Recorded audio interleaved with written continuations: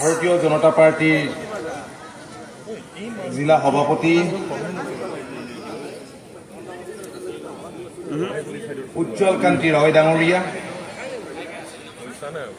মঞ্চত উপস্থিত থকা সন্মানীয় সাংসদ বীৰেন্দ্ৰ প্ৰসাদ বৈশ্য ডাঙৰীয়া, সন্মানীয় বিধায়ক তালুকদাৰ ডাঙৰীয়া, সন্মানীয় বিধায়ক অসম গণ পৰিষদ দলৰ সাধাৰণ সম্পাদক পুনাকন বৰুৱা ডাঙৰীয়া, ভাৰতীয় জনতা পাৰ্টিৰ প্ৰভাৰী বন্দীপ ডেকা ডাঙৰীয়া, জীৱেশ ৰয় ডাঙৰীয়া, চিফ এক্সিকিউটিভ অফ KSC, সতীৰ্থ অপূৰ্ব ভট্টাচাৰ্য ডাঙৰীয়া, ভূপেন ৰয় ডাঙৰীয়া, ধৰ্মেশ্বৰ ৰয় ডাঙৰীয়া, তপন দাস ডাঙৰীয়া, পুৰবী তালুকদাৰ ডাঙৰীয়ানী, মঞ্চত উপবিষ্ট ভাৰতীয় জনতা পাৰ্টি, অসম গণ পৰিষদ আৰু UPPLৰ নেতৃবৃন্দ, ডক্টৰ বৰদলৈ ডাঙৰীয়া আৰু মোৰ সন্মুখত থকা বঙাইগাঁওবাসী ৰাইজ, মই পোনপ্ৰথমেই বঙাইগাঁওবাসী ৰাইজক অশেষ ধন্যবাদ জনাইছোঁ, অশেষ কৃতজ্ঞতা জনাইছোঁ, কিয়নো 1985 চনৰ পৰা 2021লৈকে নিৰৱচ্ছিন্নভাৱে এই সমষ্টিত আপোনালোকে আমাৰ প্ৰাৰ্থীক জিকাই আহিছে। আমাৰ বাবে আপোনালোক সাহস, আমাৰ বাবে আপোনালোক অনুপ্ৰেৰণা। 1985 চনৰ পৰা আপোনালোকে যেনেধৰণে সমৰ্থন দি আহিছে, আমালৈ সহযোগিতাৰ হাত সম্প্ৰসাৰিত কৰি আহিছে, আমাৰ দৃঢ় বিশ্বাস যে আগন্তুক বিধানসভা উপনিৰ্বাচনতো এই ধাৰাবাহিকতা আপোনালোকে অক্ষুণ্ণ ৰাখিব। আমি নিশ্চিত, কাৰণ নন্দীপ দাস ডাঙৰীয়া ইয়াত আছে, আজি বহুদিন ধৰি আছে, বিভিন্ন ৱাৰ্ডত গৈছে, বীৰেন বৈশ্য ডাঙৰীয়া আছে, আমাৰ অন্যান্য সতীৰ্থসকলো ইয়াত আছে। তেখেতসকলৰ পৰা ৰাইজৰ যি বিপুল সমৰ্থনৰ সঁহাৰিৰ কথা আমি জানিছোঁ, আমি অত্যন্ত আনন্দিত হৈছোঁ আৰু আমি নিশ্চিত হৈছোঁ যে পূৰ্বতকৈ অধিক ভোটত এইবাৰ বঙাইগাঁও ৰাইজে আমাৰ মিত্ৰজোঁটৰ প্ৰাৰ্থীগৰাকীক ইয়াৰ পৰা জিকাব। আৰু আপোনালোকে জানে যে 2016ৰ পৰা ভাৰতীয় জনতা পাৰ্টি আমাৰ লগত আছে, আমি একেলগে নিৰ্বাচনৰ মুখামুখি হৈছোঁ আৰু অসম গণ পৰিষদ দল ভাৰতীয় জনতা পাৰ্টিৰ নেতৃত্বাধীন মিত্ৰজোঁট চৰকাৰৰ অংশীদাৰ। আৰু 2021ত UPPL আছে, 2024ত এতিয়া UPPL আছে। আমি ভাৰতীয় জনতা পাৰ্টি UPPL দলৰ কাৰ্যকৰ্তা, সমৰ্থক আৰু অসম গণ পৰিষদ দলৰ সমৰ্থকসকলক আমি বহুত ধন্যবাদ আৰু কৃতজ্ঞতা জনাইছোঁ, কাৰণ যোৱা দিনবিলাকত আপোনালোকে এই সমষ্টিত মিত্ৰজোঁটৰ ভেটি মজবুত কৰি ৰাখিবৰ কাৰণে, শক্তিশালী কৰিবৰ কাৰণে যিখিনি কাম কৰিছে আৰু সমষ্টিৰ উন্নয়নৰ স্বাৰ্থত আপোনালোকে যিখিনি ত্যাগ কৰিছে।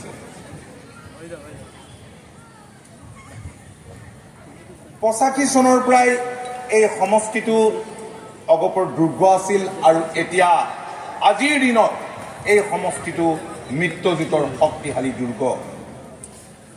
আৰু এই মিত্ৰজোঁটৰ শক্তিশালী দুৰ্গত কংগ্ৰেছে আঘাত সনাটো, কংগ্ৰেছে জিকাৰ সপোন দেখাটো, সেইটো অবাস্তৱ আৰু একেবাৰে অসম্ভৱ। হয়নে নহয়? হয়নে নহয় বাৰু আপোনালোকে কওক? হয়। বঙাইগাঁৱৰ ভোটদাতা যথেষ্ট সজাগ, আমি জানো। বঙাইগাঁৱৰ ভোটদাতা যথেষ্ট সচেতন আৰু বঙাইগাঁৱৰ ভোটদাতা সজাগ আৰু সচেতন হোৱাৰ বাবেই 85 চনৰ পৰা ইয়াত কংগ্ৰেছ, ভ্ৰষ্টাচাৰী কংগ্ৰেছ দুৰ্নীতিপৰায়ণ কংগ্ৰেছক আপোনালোকে শিক্ষা দি আহিছে কেৱল এই বিধানসভা নিৰ্বাচনতে জিকা নহয় আমি সকলোৱে জানো কংগ্ৰেছৰ দিনতো আপোনালোকে জিলা পৰিষদ কংগ্ৰেছক গঠন কৰিব দিয়া নাই পঞ্চায়ত গঠন কৰিব দিয়া নাই পৌৰসভা গঠন কৰিব দিয়া নাই আমি ভাবো যে দেশৰ স্বাধীনতা অনা দল কংগ্ৰেছে দীঘলীয়া দিন ধৰি দেশত আৰু ভাৰতৰ অংগৰাজ্য অসমত যি দুৰ্নীতি ভ্ৰষ্টাচাৰ অন্যায় অবিচাৰ কৰিলে তাৰ উচিত প্ৰত্যুত্তৰ বঙাইগাঁওবাসীয়ে আমাৰ ৰাজ্যখনৰ ভিতৰত মই ভাবো যে বঙাইগাঁওবাসীয়ে কেনেকৈ প্ৰত্যুত্তৰ দিব লাগে এইটো ভালকে জানে বাবে উচিত শিক্ষা কংগ্ৰেছক দিছে ৰাইজ আমি আগ্ৰহেৰে বাট চাই আছো বঙাইগাঁৱৰ ৰাইজে আগ্ৰহেৰে বাট চাই আছে মাননীয় মুখ্যমন্ত্ৰী ডক্টৰ হিমন্ত বিশ্ব শৰ্মা ডাঙৰীয়াৰ আগমনলৈ 2016 চনত ভাৰতীয় জনতা পাৰ্টিৰ নেতৃত্বত মিত্ৰজোঁটৰ চৰকাৰ হৈছে কংগ্ৰেছৰ শাসনৰ পৰা ওপৰাই আৰু 2021 চনত আপোনালোকে জানে যে ডক্টৰ হিমন্ত বিশ্ব শৰ্মা ডাঙৰীয়া ৰাজ্যখনৰ মুখ্যমন্ত্ৰী হৈছে বৰ্তমানৰ মুখ্যমন্ত্ৰীগৰাকীৰ দূৰদৰ্শী নেতৃত্ব আৰু 24 ঘণ্টাই তেখেত সৰব আৰু কৰ্মক্ষম হৈ থকা বাবেই যোৱা 3টা বছৰ ৰাজ্যখনৰ বহুখিনি উন্নয়ন হৈছে বিকাশ ত্বৰান্বিত হৈছে আৰু মুখ্যমন্ত্ৰী ডাঙৰীয়াৰ সপোন যে আমাৰ ৰাজ্যখন দেশৰ অগ্ৰণী 5খন ৰাজ্যৰ তালিকাত অন্তৰ্ভুক্ত কৰিব মই অনুভৱ কৰো যে যোৱা 3টা বছৰত ডক্টৰ হিমন্ত বিশ্ব শৰ্মা ডাঙৰীয়াৰ নেতৃত্বত য'ত ফণীভূষণ চৌধুৰী ডাঙৰীয়া বিধায়ক হৈ আছে বহুতখিনি ইয়াৰ পৰা বহুত এই সমষ্টিত কাম হৈছে বহুতখিনি কাম হৈছে যিখিনি কামৰ কথা মই আজি আপোনালোকক নিশ্চয় ক'ব নালাগে আপোনালোক সকলোৱে জানে ৰঞ্জিত দাস ডাঙৰীয়াই আপোনালোকক বিস্তৃত আৰু বিতংভাৱে এই কথাখিনি কৈ গৈছে মই সেইখিনি কথা ক'বলৈ নাযাওঁ ৰাজ্যখনত যোৱা লোকসভা নিৰ্বাচনত 5জন বিধায়ক ৰাজ্যখনৰ 5জন বিধায়ক লোকসভালৈ নিৰ্বাচিত হোৱাৰ পিছত সেই 5খন আসন খালী হৈ পৰিল 5খন আসনত উপনিৰ্বাচন অৱশ্যম্ভাৱী হৈ পৰিল তাৰ ভিতৰত বঙাইগাঁও আছে তাৰ ভিতৰত চিডলি আছে তাৰ ভিতৰত বিহালী আছে চামগুৰি আছে আৰু বৰাকবেলিৰ এখন আছে যোৱাকালি আমি বিহালী গৈছিলো পুৰোহি কেশৱ মহন্ত ডাঙৰীয়া মই চামগুৰি গৈছিলো ৰাইজৰ যি বিপুল সমৰ্থন আমি নিশ্চিত হৈছো যে আগন্তুক এই উপনিৰ্বাচনত আকৌ কংগ্ৰেছক বিশেষভাৱে কংগ্ৰেছক একিকনি দিবলৈ এই সমষ্টি কেইটাৰ ৰাইজ হস্তম হৈছে সাজু হৈছে সদেও ৰাইজ দীপ্তিময়ী চৌধুৰী আপোনালোকৰ প্ৰাৰ্থী মই আহিছিলো প্ৰাৰ্থী ঘোষণা কৰাৰ আগতে বঙাইগাঁওলৈ আহিছিলো আমাৰ কৰ্মকৰ্তাসকলৰ লগতে বিভিন্ন জনৰ লগত আলাপ আলোচনা কৰিছিলো কোন যোগেৰেও কথা বতৰা হৈছিল আমি আভ্যন্তৰীণ সমীক্ষাও আমি চলাইছো আমি সকলোৱে আপোনালোকে আমাৰ কৰ্মকৰ্তাসকলে সকলোৱে আমাৰ আগত এই কথা ব্যক্ত কৰিছিল যে আমাক মহিলা প্ৰাৰ্থী লাগে আমাৰ মহিলাসকলেও খুবেই জোৰ দিছিল আৰু আমাক দীপ্তিময়ী চৌধুৰীকে লাগে বহুতে পৰিয়ালবাদৰ কথা কৈছে পৰিয়ালতন্ত্ৰৰ কথা কৈছে কিন্তু ফণীভূষণ চৌধুৰী ডাঙৰীয়াই এটা শব্দ শেষ মুহূৰ্তলৈকে সুধিছিলো যে মানুহেতো এনেকে কৈছে মোৰ বদনাম হ'ব নেকি তোমালোকে কি কৰা এই কথাই কৈ থাকিলে যিকোনো ৰাজনৈতিক দলে প্ৰথম বিচাৰে যে মানুহগৰাকীয়ে জনসাধাৰণৰ স্বাৰ্থত ভালদৰে কাম কৰিব পাৰিবনে নাই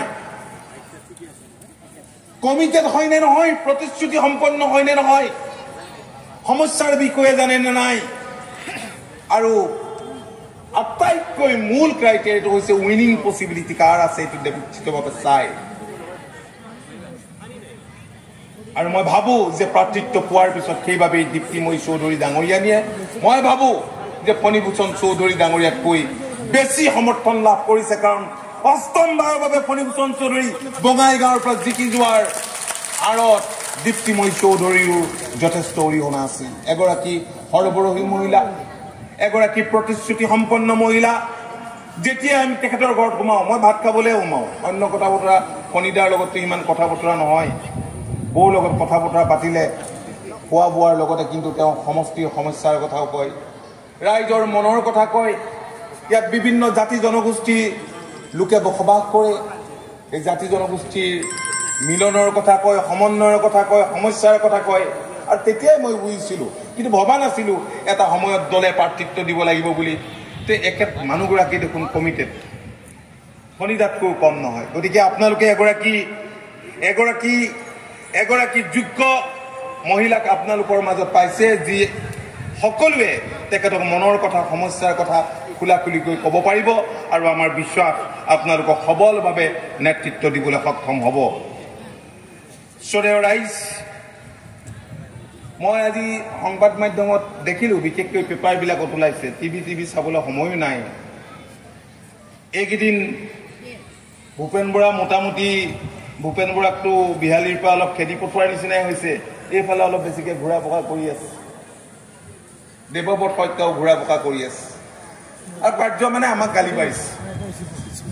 গালি পাৰিছে, কৈছে AGP মানে অতুল বৰাৰ দল, কেশৱ মহন্তৰ দল, ফণীভূষণ চৌধুৰীৰ দল, অসম গণ পৰিষদ ৰাইজৰ তেজেৰে গঢ়া দল। এই কথা মই নতুনকৈ কোৱাৰ প্ৰয়োজন নাই। তেখেতে আনক সমালোচনা কৰি পৰিৱৰ্তে নিজৰ দলটো ঠিক কৰক। ভৰিৰ তলৰ পৰা মাটি চপৰা কৈছে, পৰাজয়ৰ অভিলেখ গৈছে। দেশত কংগ্ৰেছে পৰাজয়ৰ অভিলেখ গৈছে, ৰাজ্যখনৰ প্ৰতিটো নিৰ্বাচনত পৰাজয়ৰ অভিলেখ গৈছে, তথাপিও গা লৰা নাই। দান কোপ মৰা কথা। আকাশত চাং পতা মানুহ হৈছে ভূপেন বৰা। এতিয়া আপোনালোকে ভালকে পৰ্যবেক্ষণ কৰিলে দেখিব যে কংগ্ৰেছৰ লাহে লাহে মানুহবিলাক নোহোৱা হৈছে, আৰু এইকাৰণে য'ত ত'ত মানুহ বিচাৰি ফুৰিছে। এতিয়া বেলেগৰ পৰা আনি তাত কংগ্ৰেছে টিকট দিবলগীয়া হৈছে। সম্ভৱতঃ এইটোৱে একমাত্ৰ ৰাজনৈতিক দল যে দলত জইন কৰাৰ আগতেই প্ৰাৰ্থিত্ব দিয়ে। বিহালীত তেনেকুৱা এটা ঘটনা সংঘটিত হৈছে, ইয়াতো তেনেকুৱাই বুলিব লাগিব। ইয়াত কংগ্ৰেছৰ এচাম মানুহে ইমান ভাৰতীয় জনতা পাৰ্টীৰ শাসন, মিত্ৰজোঁটৰ চৰকাৰ শাসন গ'ল, AGPৰ শাসন গ'ল, ইমান দিন শাসন গ'ল, কংগ্ৰেছৰ শাসনতো আছিলেই, কিছুমান পুৰণা কংগ্ৰেছ কৰ্মী আছিলে, সেইসকলৰতো অৱস্থা নাই, নতুন মানুহ আহি গ'ল। সেইকাৰণে কৈছোঁ যে কংগ্ৰেছৰ এতিয়া জকাটো আছে। আৰু ইয়াৰ পিছতো আকৌ ভূপেন বৰাই কেতিয়াবা মুখ্যমন্ত্ৰী হোৱাৰ সপোন দেখে, কিন্তু আমি তেখেতক ক'ব খোজোঁ যে আপুনি নিজৰ দলত চকু দিয়ক। মানে কংগ্ৰেছ দলটো এতিয়া এটা দুৰাৰোগ্য ৰোগত আক্ৰান্ত। দুৰাৰোগ্য ৰোগ বুলিলেতো আমাৰ সচৰাচৰ মনলৈ আহে কেঞ্চাৰৰ কথা। গতিকে কংগ্ৰেছ দলটো এতিয়া কেঞ্চাৰত আক্ৰান্ত। আৰু ক্ষমতাৰ স্বাৰ্থত কেতিয়া কাৰ লগত মিত্ৰতা কৰে ঠিক নাই। যেতিয়া চোলাটো দৰকাৰ হয় চোলাটো পিন্ধে, আৰু যেতিয়াই নালাগে বুলি ভাবে বুটাম চুটাম খুলি দলিয়াই দিয়ে। এয়াই হৈছে কংগ্ৰেছ।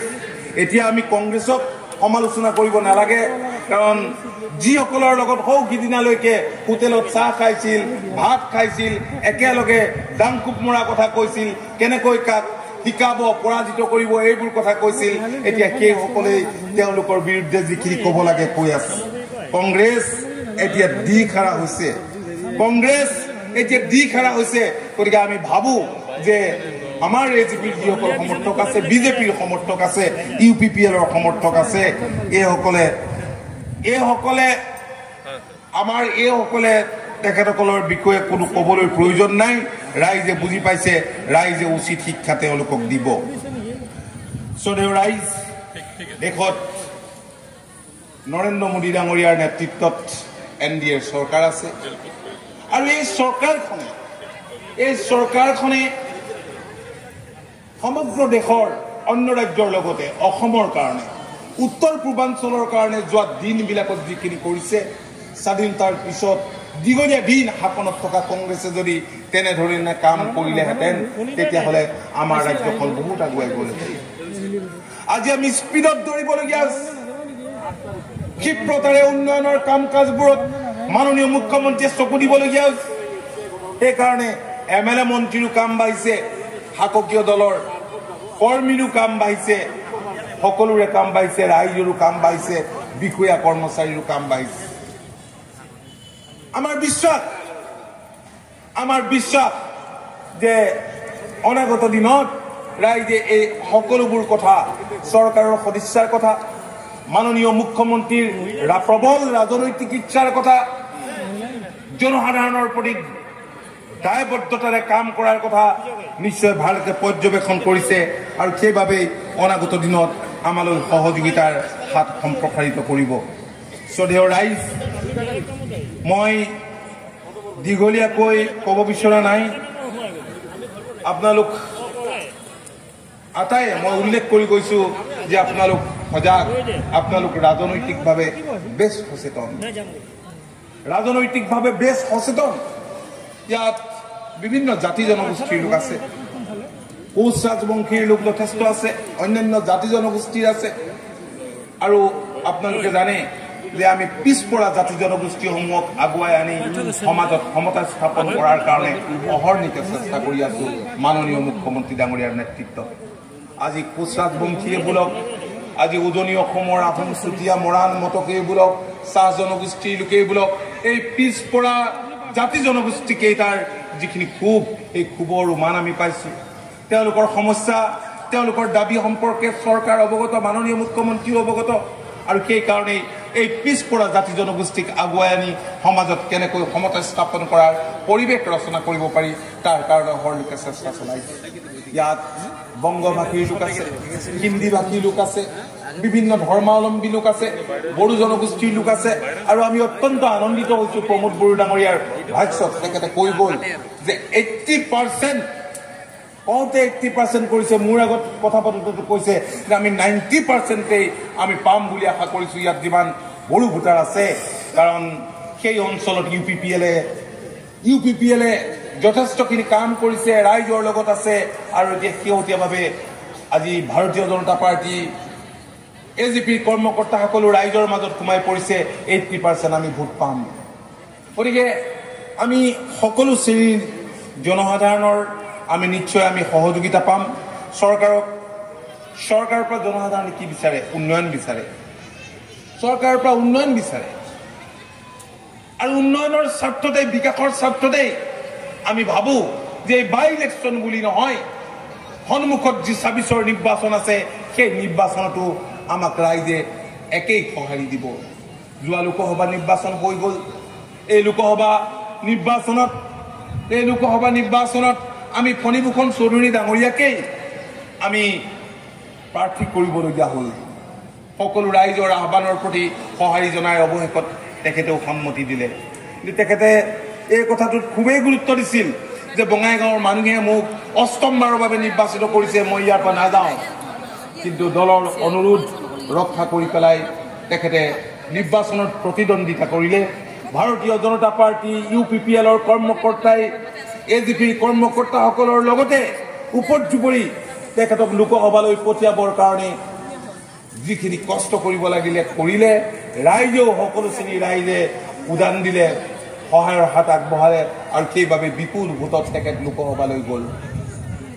লোকসভাত তেখেতে কোচ ৰাজবংশীকে ধৰি এই পিছপৰা জনগোষ্ঠীকেইটাক জনজাতিৰ তালিকাত অন্তৰ্ভুক্ত কৰাৰ দাবী উত্থাপন কৰাৰ লগতে জাতীয় সমস্যা, অসমত বসবাস কৰা বিভিন্ন জাতি জনগোষ্ঠীৰ সমস্যাও সবলভাৱে উত্থাপন কৰিলে। আমি আশা কৰোঁ অনাগত দিনত তেখেত অন্যান্য আমাৰ মিত্ৰ দলৰ, আমাৰ দলৰ UPPLৰ যিসকল সাংসদ আছে সেইসকলৰ লগতে তেখেতো অসম কণ্ঠ হৈ থাকিব। আমি তেখেতক ধন্যবাদ জনাইছোঁ আৰু সকলোৰে সহযোগিতা আগন্তুক নিৰ্বাচনত আমি আশা কৰিছোঁ। মই আৰু দীঘলীয়াকৈ নকওঁ, এইখিনি কথাৰে আপোনালোক সকলোকে এই প্ৰখৰ ৰ'দত ৰাইজবোৰ ইফালে ইফালে গৈছে